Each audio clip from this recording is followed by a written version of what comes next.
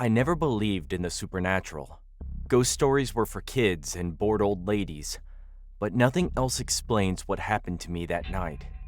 It all started innocently enough. Just another shift at the clothing store. The place was massive, high-end, filled with racks of designer clothes and those unsettling realistic mannequins.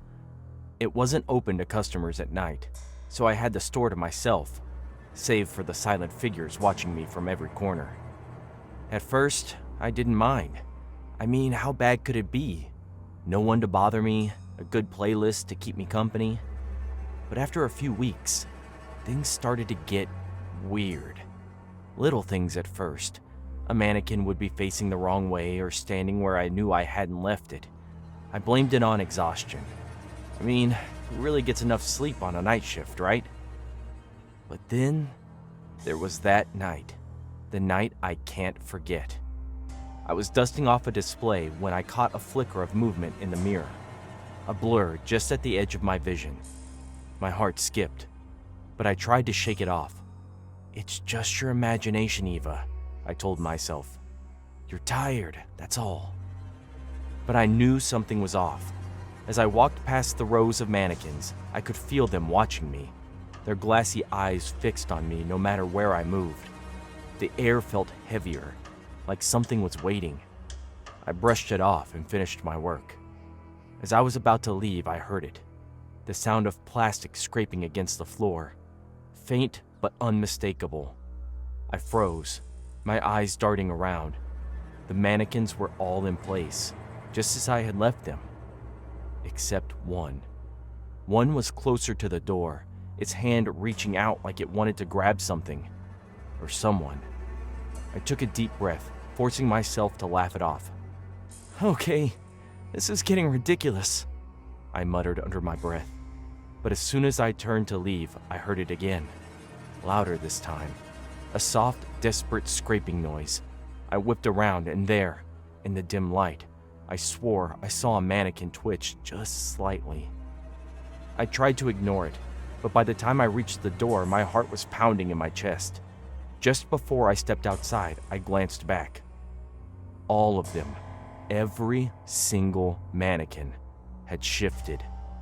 They were turned towards me, their lifeless faces blank, but something about the way they were positioned felt pleading. I was done. I locked the door and didn't come back the next night. I told my boss I was sick, but I couldn't stop thinking about it. I mean, there had to be an explanation. Maybe the mannequins were rigged with some kind of motion sensors for theft prevention. Maybe it was all just an elaborate prank by the store security. But a week later, curiosity got the better of me. I went back. This time, I stayed vigilant, watching the mannequins out of the corner of my eye. I didn't see any movement. Not at first. But around midnight, as I was stacking some boxes in the back, I heard it again. The scraping sound, slow and deliberate. When I turned around, the mannequins had moved again, but this time, they were all facing the exit. I was about to bolt when I noticed something strange. The mannequins weren't just scattered randomly around the store anymore. They were gathered around one of the fitting rooms, all angled toward the door like they were waiting for someone or something. Against my better judgment, I approached the fitting room. My pulse pounded in my ears. With trembling hands, I reached for the door handle and yanked it open. Inside was a mannequin. Except this one was different. Its clothes were torn, its hands worn down to jagged plastic, and beneath it, peeking out from behind the pile of fabric, was a skeletal hand. It wasn't the mannequins moving on their own. They were trying to point me to the truth that someone had been murdered here long ago and buried beneath the store. The police were skeptical when I called, but they dug up the fitting room floor.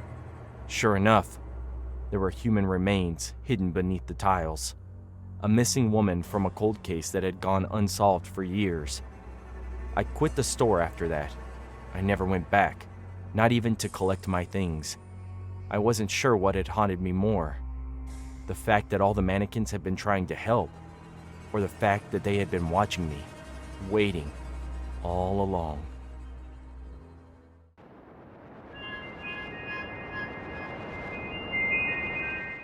I never imagined it would come to this. Staring at my computer screen late at night, eyes bloodshot and tired, I hovered over the submit button on a website promising to find me the perfect date for $500. The idea felt ridiculous, but desperation has a way of pushing you into places you'd never go in the light of day. At 30, I was still a loser by most standards. Never been on a date, never held a girl's hand in anything but a friendly context. The thought of actually going on a date terrified me. But this website, with its bold, almost taunting claim of 100% satisfaction, offered something that years of loneliness had made impossible to resist. So, I filled out the form with what little I knew about my own preferences. Brown hair, blue eyes, tall with a slim build. I wasn't much of a talker, so I asked for someone who could carry the conversation. A real chatterbox. Maybe someone a bit self-centered. Someone who wouldn't mind the fact that I might struggle to string together coherent sentences. After all, I just wanted to sit back and be part of something normal for once. The confirmation email came almost instantly, like it was waiting for me. Your perfect date is scheduled to arrive at 7 p.m. tomorrow. A chill ran down my spine, but I forced myself to focus on the anticipation, not the fear. For the first time in my life, I was going to have a date. The next day was a blur. I went through the motions at work, my mind entirely elsewhere. What would she be like? Would she really look like the woman I described? By the time I got home, I felt sick with nerves, but also something else. Something darker. Lust? Maybe. But it was mixed with a sense of dread that I couldn't shake. 7 p.m. came faster than I'd expected. I was dressed in my best, though that wasn't saying much, and had spent the last hour pacing around my small, cluttered apartment, wondering if I should have at least cleaned up a bit. Too late for that now. The knock at the door was soft but deliberate. My heart pounded in my chest as I opened it. She was perfect. More perfect than I had imagined.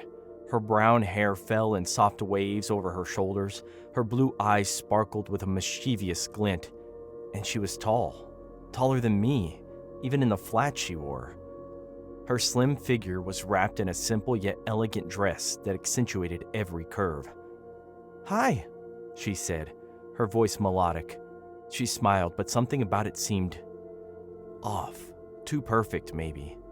"You must be Michael." Yeah. Hi," I stammered, stepping aside to let her in. She moved with a fluid grace that made me feel clumsy in comparison. As she walked past me, the scent of jasmine filled the air. I couldn't help but stare. But as I did, a nagging feeling tugged at the back of my mind. Something wasn't right. "So, what do you like to do, Michael?" she asked, her voice breaking through my daze. I don't know," I muttered. "I don't really go out much." She laughed, a light tinkling sound that made my skin prickle. "That's okay. We can stay in." Her words were casual, but the way she looked at me made it clear she wasn't asking. It was like she was reading my thoughts, knowing exactly what I wanted, even before I did. We sat on the couch, and she started talking about everything and nothing. I tried to listen, but her voice, her presence was overwhelming. My thoughts spiraled, a mix of excitement and fear. She was too perfect. Every move, every word was tailored to what I had described, but it felt manufactured. Then she touched my hand, and the room seemed to darken. I looked into her eyes, and for the first time I noticed how cold they were. The warmth, the spark. It was all an illusion.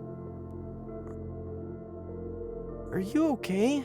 she asked, her voice now laced with concern, but I could hear the undercurrent of something else, something sinister. But before I could respond, the doorbell rang, loud and jarring in the tense silence that had settled between us. I jumped up, heart racing. Who could that be? "Expecting someone else?" she asked, a dangerous edge in her tone. I shook my head, backing away from her as I moved toward the door. My hand trembled as I reached for the knob, dreading what I might find on the other side. I opened the door slowly, peering out. A man stood there, tall with a slim build, brown hair and blue eyes, an almost eerie mirror of the woman still sitting on my couch. "Hey," he said, his voice as melodic as hers. "Sorry I'm a little late. I'm your date for tonight." My blood ran cold as I turned back toward the woman. She was gone, vanished without a trace. The realization hit me like a freight train. They had delivered my perfect date, all right, but there was something terribly wrong with what I had invited into my home. The man stepped forward, his smile growing wider, more predatory. "Shall we begin?"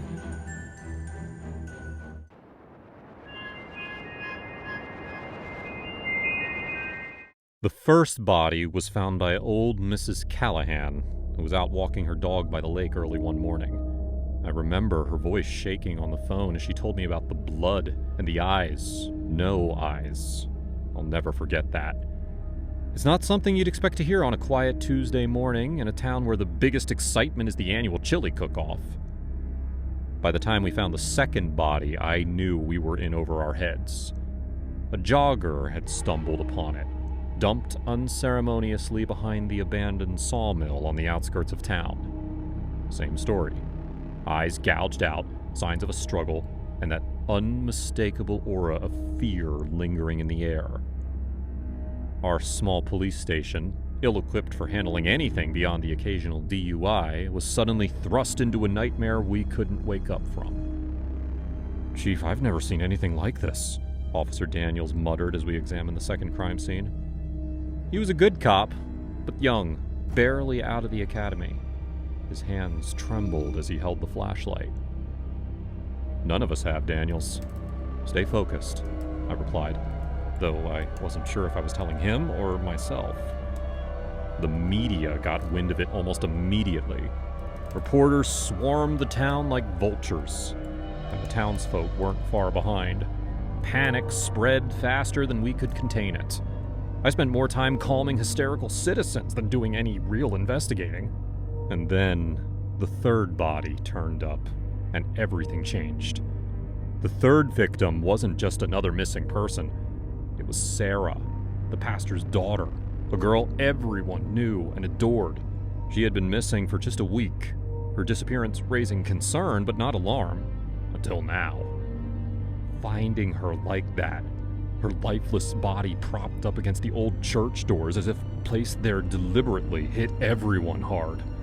It felt personal, like the killer was sending a message. "Who the hell is doing this? And why?" Daniels asked, his voice barely above a whisper as we stood by the church that night. "Someone who's been here all along," I replied, a sickening realization dawning on me. It had to be someone who knew the town, someone who could move around without raising suspicion.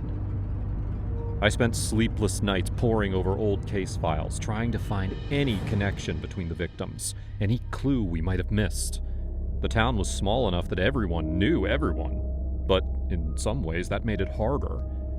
Faces I'd known my entire life suddenly seemed unfamiliar, and suspicion turned neighbor against neighbor. It wasn't until I revisited the sawmill that the pieces began to fit together. I remembered something from years ago. An accident that had claimed the life of a young man, the son of a factory worker named Tom Riggins.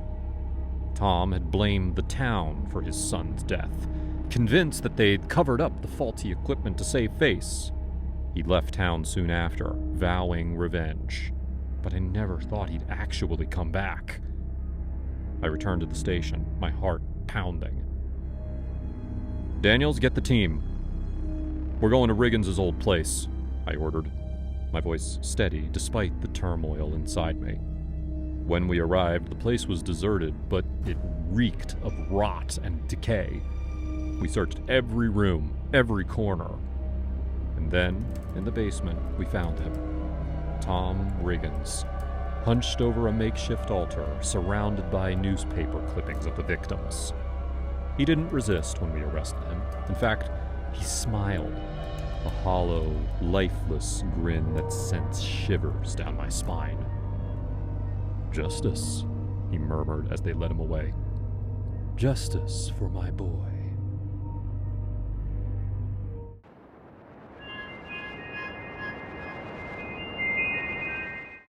The first time I saw her, I was walking down Fifth Avenue, my gym bag slung over my shoulder. Her eyes, dark and piercing, locked onto mine, and for a fleeting moment, I felt like the center of the universe. But when I looked away, all that remained was a sense of foreboding that clung to my skin like sweat after a grueling workout. They say you need to hit rock bottom before you can climb back up. For me, that moment came one cold January night. I just turned 30, and my reflection in the bathroom mirror revealed a face I no longer recognized. My cheeks were hollow, my skin sallow, and my eyes, once vibrant and full of dreams, were now dull and lifeless.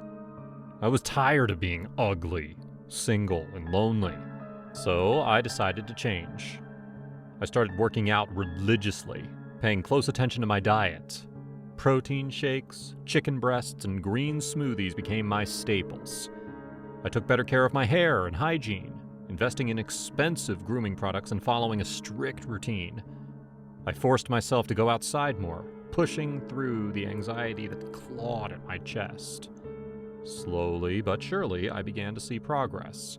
My muscles grew firmer, my skin cleared up, and I no longer recoiled at my reflection. But despite all my efforts, the self-loathing never fully dissipated. I was still ugly, at least in my own eyes. Yet I didn't hate myself as much as before. Baby steps, I told myself.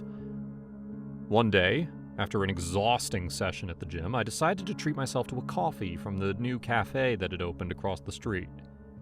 As I stood in line, I noticed a woman sitting alone by the window. Her presence was magnetic, and I couldn't tear my eyes away. She was beautiful in an unconventional way, with sharp features and an air of mystery that intrigued me. When our eyes met, it felt like a jolt of electricity shot through my body. She smiled, and I awkwardly returned the gesture before quickly looking away. I picked up my coffee and headed toward the door, but her voice stopped me. "Hey, you look like you could use some company," she said, her tone light and inviting. I hesitated for a moment, then nodded. Sure, why not? Her name was Eva, and from the moment we started talking, I was captivated. She had a way of making me feel seen, truly seen, in a way no one else ever had. Over the next few weeks, we met regularly. Our conversations flowed effortlessly, and I found myself opening up to her about things I'd never shared with anyone. One evening, as we sat in a dimly lit bar, Eva leaned in closer.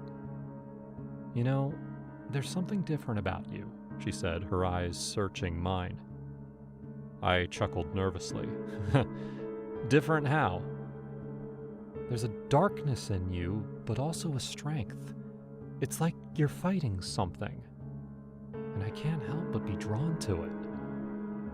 Her words sent a shiver down my spine. She was right. I was fighting something, but I couldn't put it into words. Not yet. Instead, I shrugged it off and changed the subject. As our relationship deepened, I started noticing odd things about Eva. She had a way of disappearing for days without explanation, and when she returned, there was always a haunted look in her eyes. I tried to ignore it, convincing myself that everyone had their secrets. Then came the night that changed everything. Eva and I were walking through Central Park, the air crisp and the city lights casting eerie shadows on the path. She seemed unusually quiet, her gaze fixed on the ground. "Is everything okay?" I asked, gently squeezing her hand. She looked up, her eyes filled with a mixture of fear and determination. "There's something I need to tell you," she whispered. "Something you might not understand." Before I could respond, a figure emerged from the darkness, lunging at us with a knife. Instinctively, I pushed Eva behind me and grappled with the attacker. The struggle was brief but intense, and I managed to disarm him, pinning him to the ground. Eva stepped forward, her face pale. "You don't understand. This is all my fault." "What do you mean?" I demanded, adrenaline still coursing through my veins. Tears welled up in her eyes. "I've been running from my past, from people who want to hurt me. And now I've put you in danger too." As the police arrived and took the assailant away, Eva's words echoed in my mind. I couldn't abandon her, not after everything we'd been through, but I needed answers. Over the next few days, Eva revealed the truth. She had been involved with a dangerous group, and they were after her because she had something they wanted, something that could expose their crimes. She had been on the run for months, and in me she had found a temporary refuge. The realization hit me hard. I had fallen for a woman who was a magnet for danger. But as much as I wanted to distance myself, I couldn't. I cared about her too much. We decided to confront her past head-on. With the evidence she had, we went to the authorities, hoping they could protect us. It was a risky move, but we had no other choice. In the weeks that followed, our lives were a whirlwind of police interrogations and constant vigilance. But through it all, Eva and I grew closer. The danger that surrounded us only strengthened our bond. And slowly, the pieces of my shattered self-esteem began to fall into place. One night, as we sat in my apartment, exhausted but hopeful, Eva turned to me. "You know, you've changed," she said, her voice soft. I smiled, feeling a warmth spread through me. "So have you." We shared a quiet moment, the weight of our journey lifting just a little. For the first time in years, I felt a glimmer of happiness, a sense of belonging. I wasn't ugly or unworthy. I was strong, resilient, and capable of love. The threat eventually subsided, and life began to return to some semblance of normalcy. Eva and I continued our relationship, but with a newfound appreciation for each other and the strength we had discovered within ourselves. One evening, as we were packing up to move to a new city for a fresh start, I found an old photograph tucked away in one of Eva's books. It was of her, but with a man who looked eerily familiar. My heart raced as I realized he was the attacker from the park. Confronting her, I demanded an explanation. Tears streaming down her face, Eva confessed that the man was her brother. They had been part of the criminal group together, but she had decided to turn against them when she realized the extent of their atrocities. Her brother's attack was a desperate attempt to silence her before she could expose them. It was a revelation that shook me to my core. But instead of driving us apart, it made our resolve stronger. We had both faced our demons and come out the other side, scarred but not broken. With the truth out in the open, Eva and I moved to a small town, far from the chaos of the city. We built a life together, one filled with trust, love, and the promise of a brighter future. The darkness of our past no longer held us captive. I continued to work on myself, but this time with a new perspective. I wasn't striving for perfection or seeking validation from others. I was learning to love myself, flaws and all. And with Eva by my side, I knew I was no longer alone in the journey. In the end, it wasn't about being ugly or beautiful. It was about finding someone who saw the real me and loved me despite my imperfections. And in that love, I discovered the strength to face any challenge, knowing that together we could conquer anything.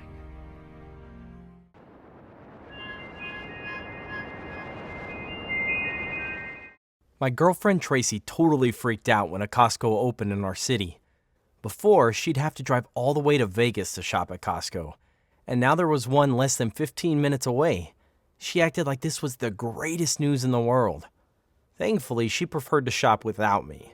She said that I was always rushing her and that I didn't understand a good deal when I saw one. She ended up going there every Saturday, spending God knows how much on a lot of stuff that we didn't need. Then one Saturday, I had to take Tracy's car into the shop to get her tires replaced. It was going to take a while, so she asked me to drive her to Costco.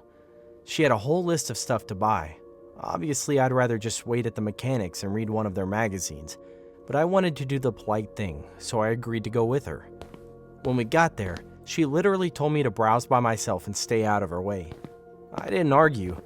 I went to the electronics section and looked at some laptops and tablets that I definitely couldn't afford. After a while, I got bored, so I decided to walk around the food section and try to get some free samples. If you've never been to Costco, probably the best thing about it is the free food.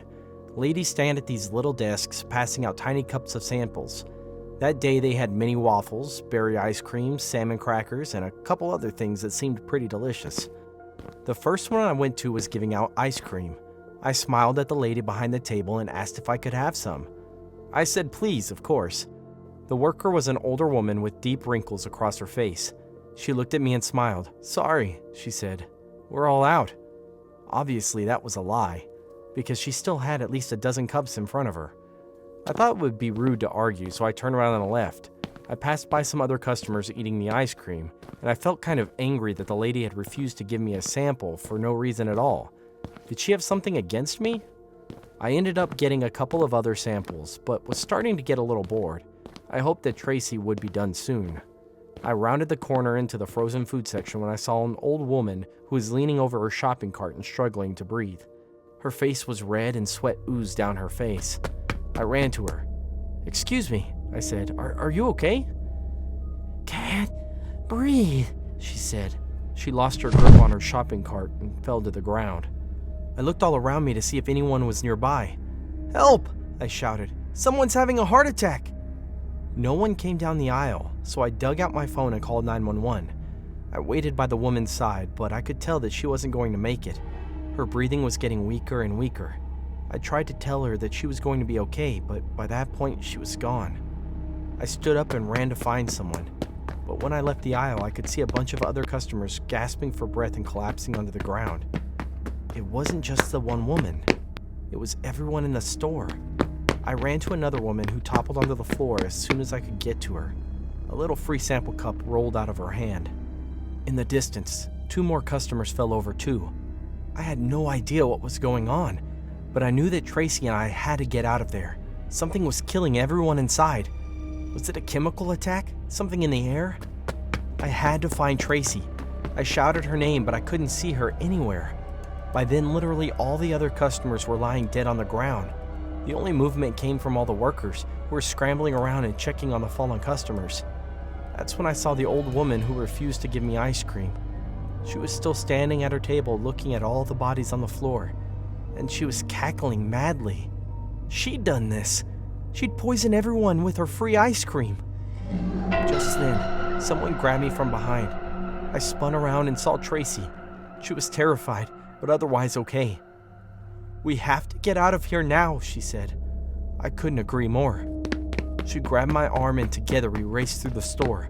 We passed by so many bodies as we did. It was just horrible. As soon as we got outside, we saw a bunch of ambulance and cop cars pull up. I guess I wasn't the only one to call 911. A policeman ran up to us and asked us what happened. I told him my theory. I think that someone in there poisoned the free samples. We had to answer a bunch of questions while the cops and paramedics rushed inside. Several minutes later, 2 policemen came out of the building, leading the samples lady away in handcuffs. They were holding her tight because she kept trying to escape. Her gray hair hung wildly in her face, and she looked completely insane. She was screaming too. "They deserved it," she said.